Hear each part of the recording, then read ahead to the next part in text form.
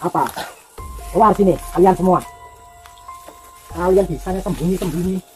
Lor. Bicara ganas dukun duan santet. Oh, aku itu Nur Samsun nih. Ya, saya Nur Samsun. Kenapa? Kalian takut sama saya? Hari ini bolo-boloku koyo padha ganggu rituale. Ritual siapa? Rituale bolo-boloku.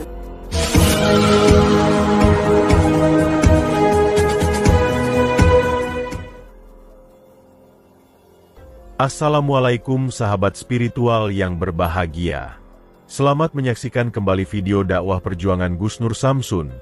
Dan semoga kesejahteraan senantiasa terlimpahkan kepada para sahabat semuanya.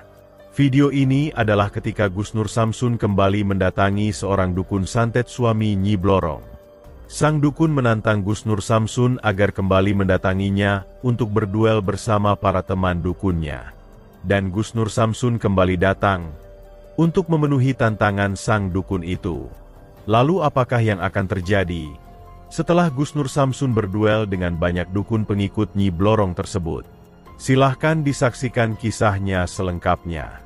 Dan semoga Allah Subhanahu wa Ta'ala senantiasa melindungi Gus Nur Samsun dalam menjalankan setiap misi dakwahnya.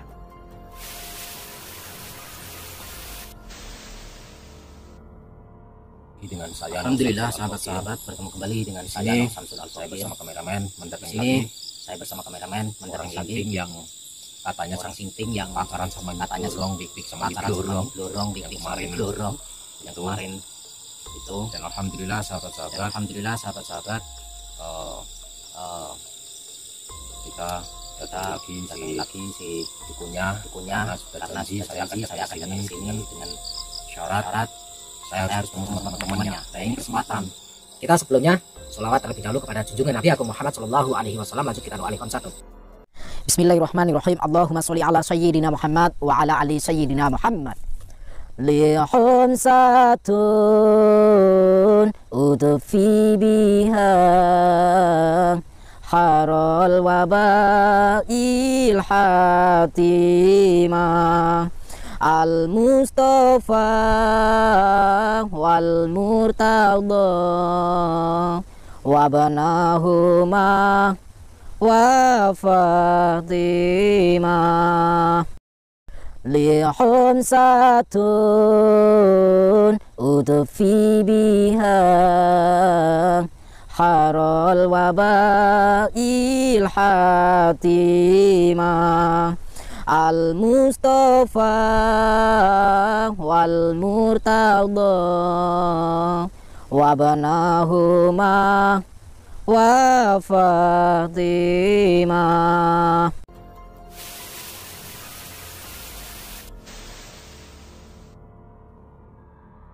Sahabat yang berbahagia, seperti yang telah kita saksikan di video sebelumnya, yaitu ketika Gus Nur Samsun sedang dalam perjalanan mendatangi rumah seorang dukun santet. Gus Nur Samsun bertemu dengan seorang dukun yang sedang melakukan ritual di sebuah tempat di pinggiran desa. Ternyata, dukun tersebut sedang melakukan ritual pemujaan untuk menghadirkan sang ratu siluman Nyi Blorong.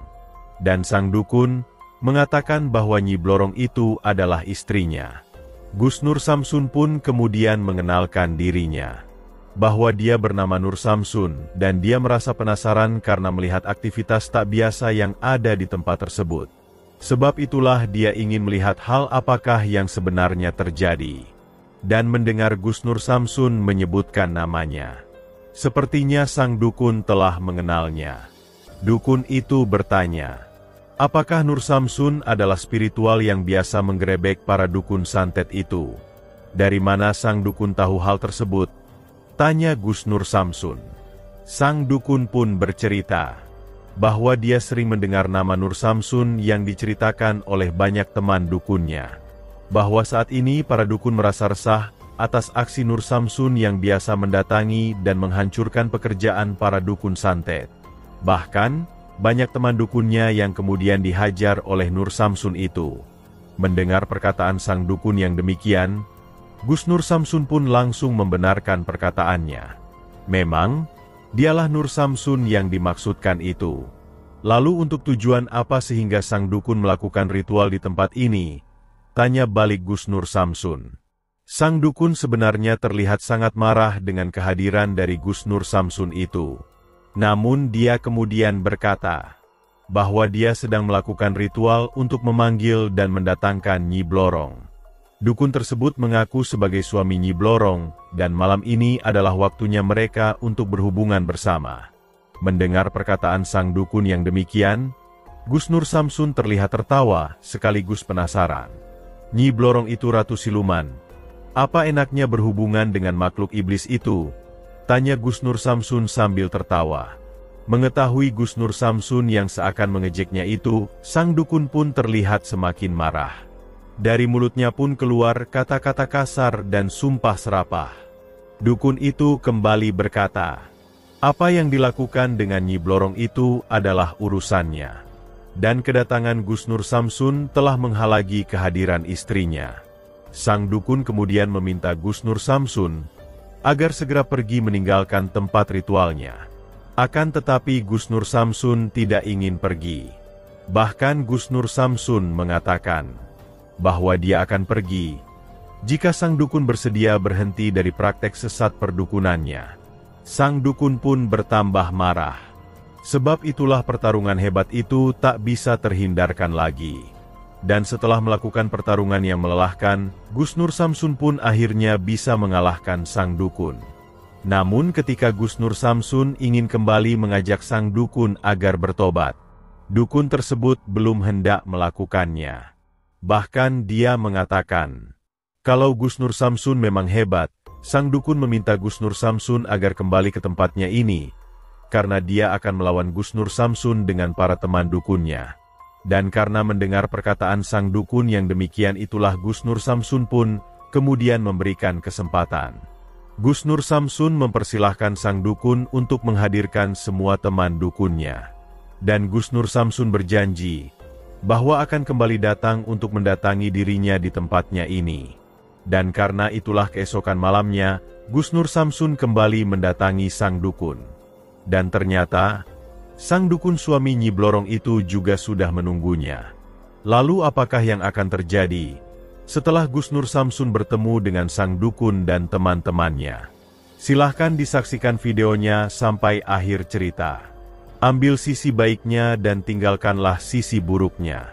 Dan tentunya kami juga berharap video dakwah yang kami sajikan ini bisa memberikan manfaat, juga bisa menghibur para sahabat semuanya. Goro-goro awakmu rene iki. Sampai sakit blorong ora teko. Ora gelem rene. Apa, Mbah? Goro-goro awakmu rene ndek iki. Sampai sakit blorong ora gelem rene. Ya, salah siapa sampai nungguin Blorong? Salah awakmu. Kok salah saya? Saurunge blorong rene terus teko kowe meh blorong ora teko. Berarti Blorong takut sama saya. Salah sakti, Blorong itu nggak ada apa-apanya. Nih, saya pernah Mbak, saya sedikit cerita. Dulu tahun 2018, itu saya pernah membantu orang. Ceritanya itu ada seorang ayah yang punya pesugihan Nyi Blorong, sudah kaya raya. Anaknya ada 6. Satu anak itu dikasih rumah yang seharga 14 miliar rumahnya. Terus dikasih fasilitas mobil. Terus di nomor rekening itu satu anak itu dikasih duit sekitar 20 miliar satu anak. Nah, itu hasil pesugihan dari Nyi Blorong. Setelah bapak itu mati, maka diteruskanlah sama anak yang pertama. Ini kisah nyata. Saya melakukan sendiri, membantunya. Dan si anak pertama ini selalu memberikan sesajen dan bersetubuh, wik-wik, kelonan, tumpak-tumpakan. Kalau bahasa orang Jawa itu kentu. Goro-goro awakmu aku ora iso kelonan arep blorong. Rene terima dalil ngono ki ya. Loh, ini saya cerita, Mbah. Ora butuh ceritamu koyo ngono. Dengarkan dulu ceritanya, Mbah. Faedahe apa aku entuk cerita kok kowe ngono ya? Biar kamu sadar. Aku sadar, kowe ora perlu ngajarne aku. Ya, dengarkan dulu sama cerita. Si anak pertama ini datang ke tempat saya karena dia dikasih tahu sama orang. Ada orang yang bisa membantu begini. Akhirnya ketemu sama saya. Terus saya membantunya dengan cara saya menumbalkan kambing kendit. Nah, saya potong, saya bacakan mantra, doa dan sebagainya ala pesantren. Setelah itu, singkat ceritanya, saya buang itu tumbal itu ke laut, tengah laut. Saya nyewa kapal. Nah, orang kaya, Mbak, naik kapal, kapalnya pun mewah, ya enggak? Ya. Sombongmu orang ngalih. Oh, sombong lah Mbah, saya itu orangnya paling sombong kok Mbah. Sampai itu gak ada apa-apanya Mbah. Ya tutup malah ngomong tutup. Ini perdebatnya sih bakal bongko ini. Nah, saya akan rampungkan dulu cerita saya Mbah. Sampai kan nyuruh Mbah. Dan di situ singkat ceritanya alhamdulillah si blorongnya itu datang. Saya di tengah-tengah rumah, terus rumah yang bagian belakang itu ada santri saya yang santri tertua saya. Terus yang di depan pintu ada santri saya satu lagi. Jadi saya dibantu 2 santri saya. Blorong masuk Mbah ke dalam rumah. Perang sama saya. Tapi saya menang walaupun awalnya saya kewalahan Mbah. Saya menang. Blorong ketakutan, kabur. Lewat ke depan itu. Masuk ke pintu, keluar dari pintu depan. Ekornya nyabet dadanya santri saya. Selama 12 hari santri saya itu koma. Gara-gara ekornya si blorong. Dan singkat cerita lagi, alhamdulillah kekayaan yang dimiliki dari hasil pesugihan sudah bisa dipergunakan dengan baik, tanpa tumbal lagi, tanpa sesajen lagi, tanpa wik-wik dengan blorong lagi. Nah, saya diberikan sekitar 6 miliar waktu itu, 6 miliar, sekitar 6 miliar satu orang itu, karena anaknya 6, satu anak itu ngasih saya 1 miliar, tapi saya nolak Mbah, saya nggak mau. Jadi di situ kenapa sampai mau ritual apa? Paten ini gini. Paten ini gini. Orang Nyiblorong dari kemarin nggak datang kok. Nah, rasa nganten Nyiblorong. Kemarin kan sampai katanya teman-temanmu mana? Mana teman-temanmu? Alah.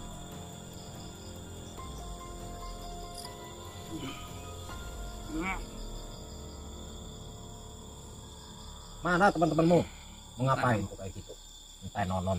Ya saya tunggu. Kan ngomong.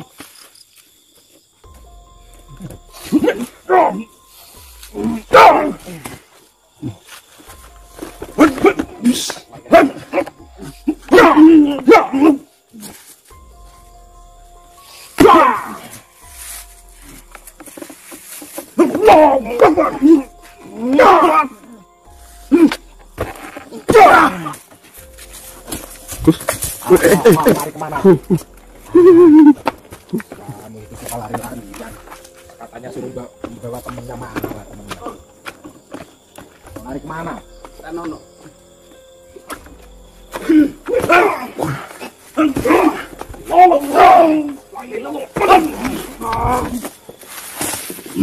Apa? Teman-teman kayaknya.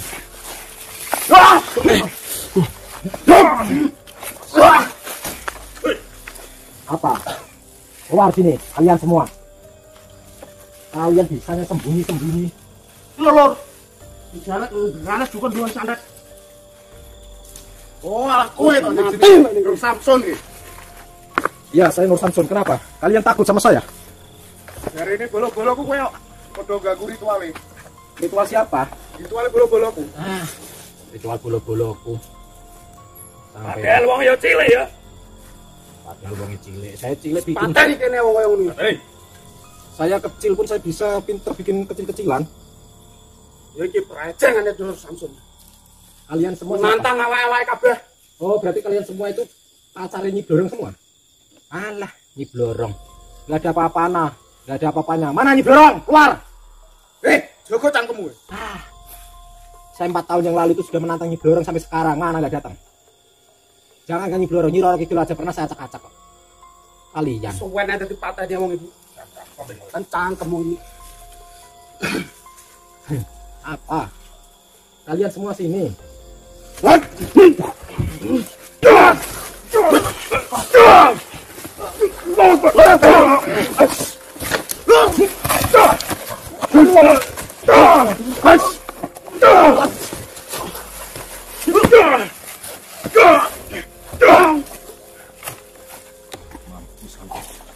Nih tahu, ya tahu rasa pungkasan. Bismillahirrahmanirrahim. Aku terhalu sifat Allah. Doa yang Muhammad itu apa macam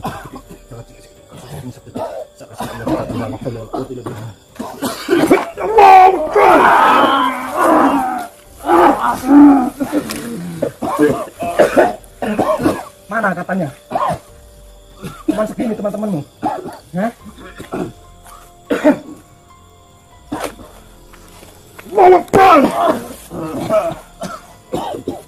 Lebih baik ilmumu saya buang.